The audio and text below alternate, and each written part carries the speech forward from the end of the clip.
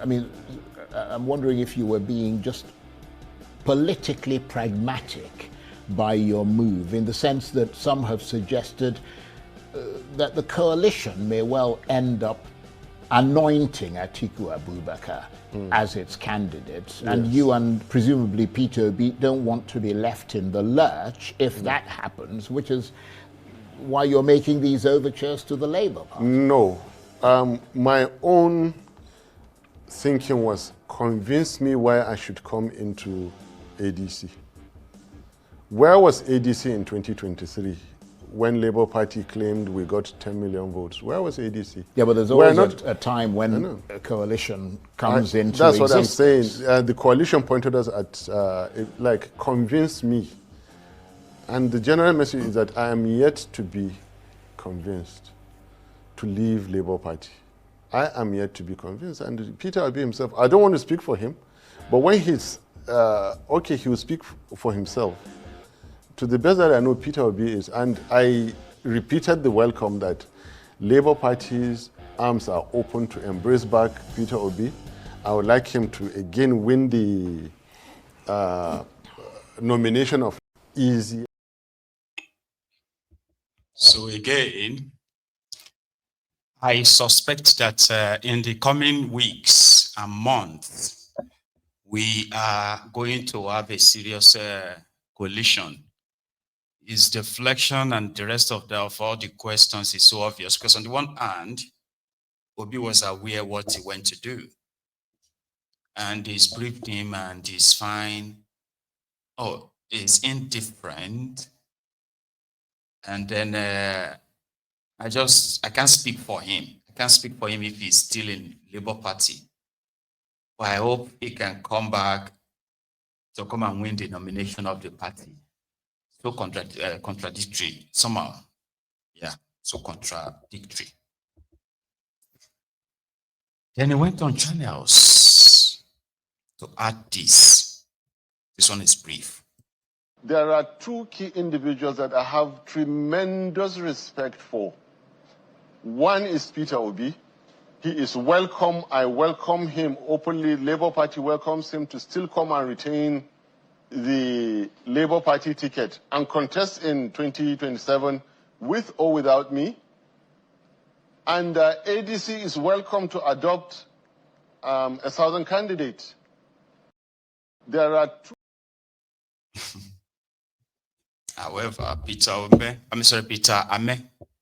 who happened to be one of the Labour group or Labour Party stalwarts, an ally of Obi himself, had this to say: his own message is not for Dati, it is for their coalition. Again, speaking as an obedient, I think. Here. It was not good enough. Then first and foremost, for the Inter-Party Advisory Council, there's a new chairman. I'm former chairman. But for the coalition, I actually attended several meetings of the current coalition and was part of several deliberations. For the opportunities that lies for the coalition and their plan to remove the current administration that is not underperforming seriously, I think there are a lot of chances. But those chances should be predicated on certain factors and drawn within certain parameters, because you cannot, in this day and time when election and political dynamics have changed from where people need to stuff ballot box, run away with it and grab it, you need candidates that have momentum, that have public appeal, that have that have organic depth of support, that to be able to go into the ballot so that you have go onto the ballot so that you have the opportunity to remove the current government. And you know that if you the kind of information that was put here to say that it must be not what defeated Jonathan in 2015 wasn't just about the fact that the North felt that it was their turn from 2011-12 to build up to 2015, and they felt that it was their turn and that they must try to be part of it. And that would not even see happen without the implosion in the PDP, where you have people from River State, you have people from Imo, people from Kwara like Saraki and Co, who now eventually left the PDP. So the only way to defeat this current government is to have a candidate that will have the capacity to do so. And you can't come and put innuendos and rhetoric outside, so it must be the North. Pursuing generalization statement on general terms without specifically stating what candidate you think should be that. For me, I think that candidate should be Peter Obi. Candidate that have moved that goes around from state to state, that move from Jigawa to from Abuja to Kafasha to Kaduna, even to Olamaboro in Kogi State, and I've been to several technical institution, nursing school. We can't have people who are not showing compassion, who are not showing that they have the capacity to be able to know the terrain of this country. Because the problem we have put people in government who have not been able to even know what is the route that link between Ogugu to Enugu. What is that road? People don't travel, they travel on shop. But I have seen a candidate. I will not come to do a statement on that I will not mention name of those I think that can win this thing. And if you look at the last election, there was no political entrenchment. There was no political structure. People say, oh, there are 3 people tweeting in one room. There are no governors, there are no senators. But that election, Obi has proven beyond reasonable doubt that he has the public, the people have interest in him, because it's about the messaging, it's about the acceptance, because you can be popular and then you go to the ballot and there's no result, but people accept you. That's why your popularity translates into vote. So you look at the Southern election that was conducted, despite the fact that APC was in control of the structure in the entire south of our country. If PDP was in control of, within the south, PDP was in control of Delta. In that Delta, they had a vice presidential candidate for the PDP, and Atiku won the vote. Peter Obi won the vote there over 80%. You have the Southern election statistics where Peter Obi had 44.5%, Atiku had 19.4%, Tinubu had 35.5%, and Kwakwaso had 0.48%. Where he defeated every candidate that participated in the South. And when you come to the North, he had a substantial share. You have to take away the rigging, because the people say, oh, he didn't win the election. People are claiming he won the election.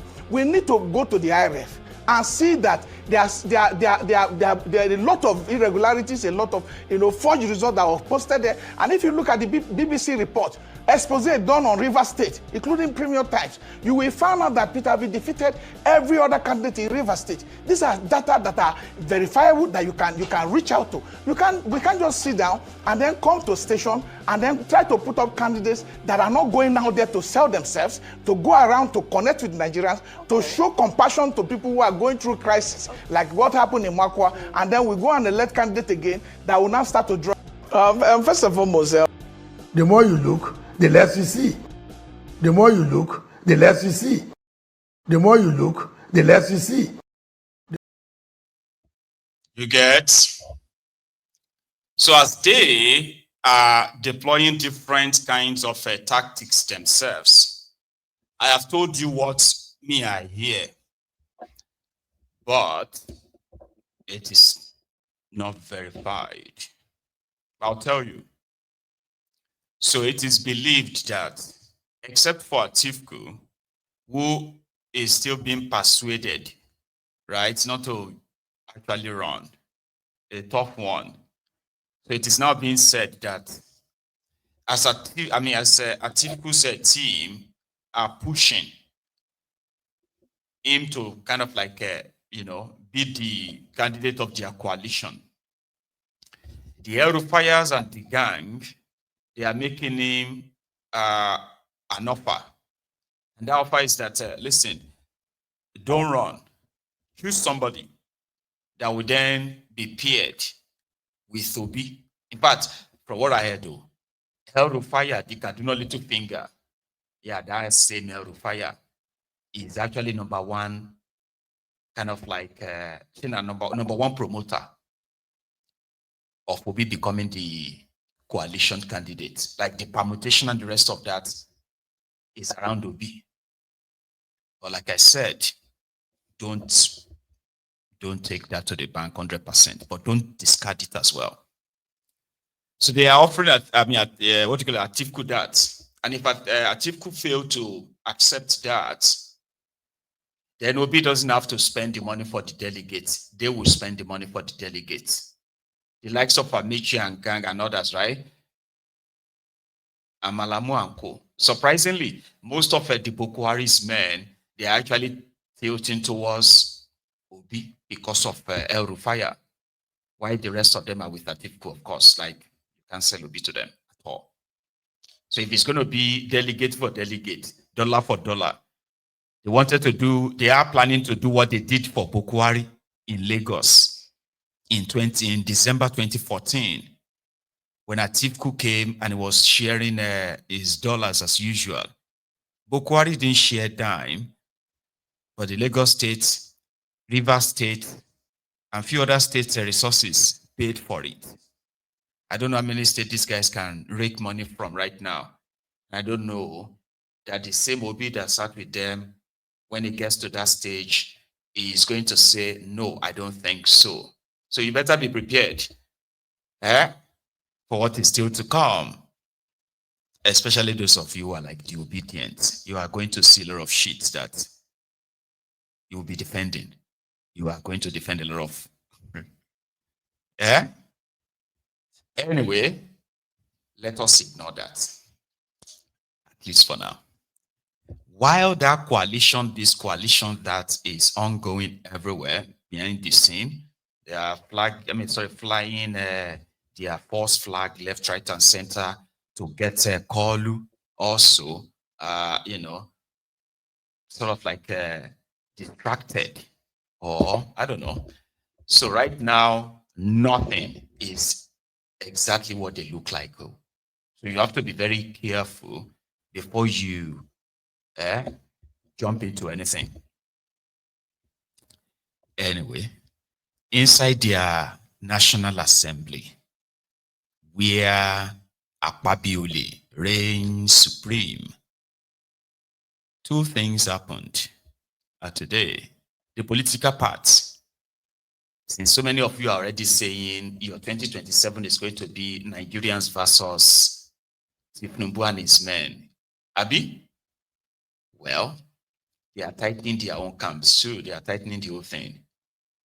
Today, Akpabiole was so happy to celebrate the, is it called Decampees of the PDP senators from Akwa Ibom, Osun State, as they join their renewed Shege train. Because as it is right now, Kolu and his gang, it's like they are writing list names. Oko Noah's Ark. There's not going to be any election in Nigeria again, at least not anything real. It's not as if that you've been having anything real anyway, but what you saw in 2023 will be a child's play. There is this guy that runs this educative political comedy or skit, Governor Amoneke. You must have seen him. Yeah. Quite entertaining as at the same time educative, right? Governor Amoneke. So it is not what you see that you are actually going to be, it's not what they are showing you that you're actually going to be seeing. So you better be prepared. So, Akpabiole in their chamber, that's the first thing, right? So the second was that I was wondering, I was like, wait, what is this virality of Nigeria economy has now grown from $198 billion that they crashed it to. It has now grown to $244 billion. Inflation has come down. Nobody they feel anything out there. You are out there. Right? Then I was like, I couldn't kind of like a picture it, like pinpointed that something is amiss, something is wrong.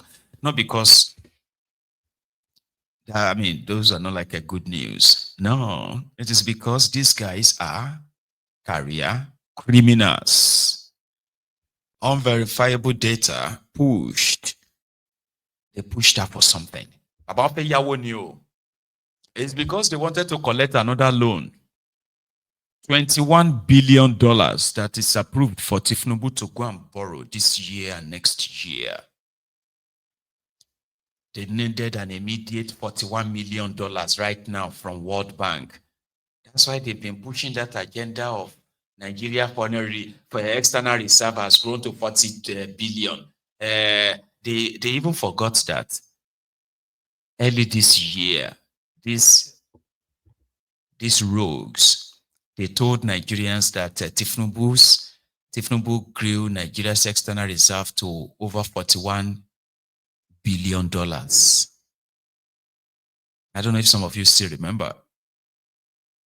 So 2 days ago, they announced that Tinubu has grown Nigeria's foreign reserve to $40.5 billion.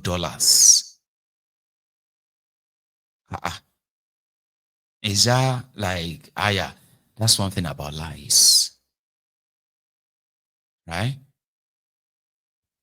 If Tinubu has paid this debt or has paid that or reduced your debt servicing and all those nonsense they put out there for you that do not actually reflect in the real economy that they are killing every now and then, right? Every day. They wanted to go and borrow money. So they had to put that kind of so we'll get to that one too. But first, Akpabiole and PDP senators. No wonder there were no PDP senators to support Natasha. It is desperate they call. Once they get to that place, unfortunately, the people are the losers. Akpabiole. Support instrument for the further realization of President Bola Ahmed Tinubu's renewed hope agenda, while also pushing the interests of Akwa Ibom people through Governor Boyno's Arise agenda. Indeed, in Akwa Ibom said, the earth has moved. With the convergence of principal political players in Akwa Ibom said, on the APC platform, my people have high hopes of commensurate reward system from the APC power matrix for my state, which historically have been rooted in another political leaning. Thank you, Your Excellency, the Uncommon Senate President. Long live the All Progressives Congress. Long live Akwa Ibom South, Akwa Ibom South Senatorial District. Long live the Federal Republic of Nigeria. Sincerely, Senator Ekong Samson, PhD. He has just moved. That is the second one. That is the second one. It's not my English. He's a writer. The same Senator Ekong Samson, I hope he's here. Is he here? You can just you can step forward and take about leader of the Senate. Please do receive them, because I'm dealing with Senator Nengi. I'm depleting your rank and file. Very soon you have no neighbor.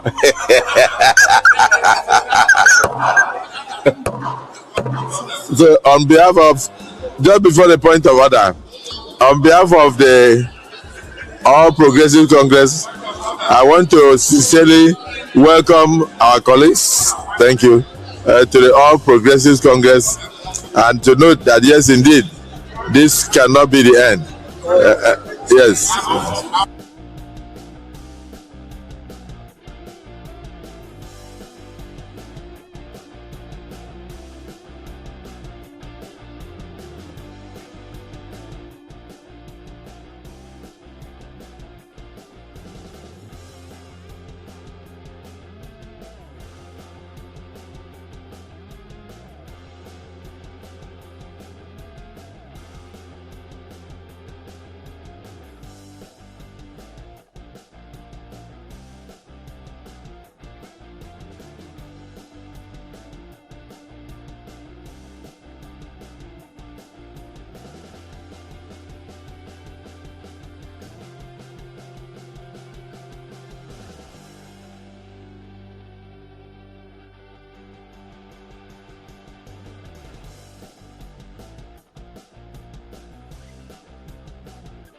Colleagues, with humility, I welcome distinguished Senator Adebola Bashir, the National Secretary of the All Progressives Congress, and our colleagues from the House of Representatives, including one of the youngest members of this house, the young Akala, leading his colleagues to join us. And of course, I've noticed the state chairman of the APC from Osun State, out of excitement, decided to fly in just for this exercise. So you are all welcome, and I recognize all of you. So in that case, I won't go too much into the letters because for the necessary speed. But the summary of it is that the writer has actively participated in various community-driven initiatives, social campaigns, political campaigns, and public awareness events that align with the core values of the All Progressive Congress. These experiences have fueled his decision to join like-minded individuals and elected representatives to drive positive change at both the local, state, and national levels.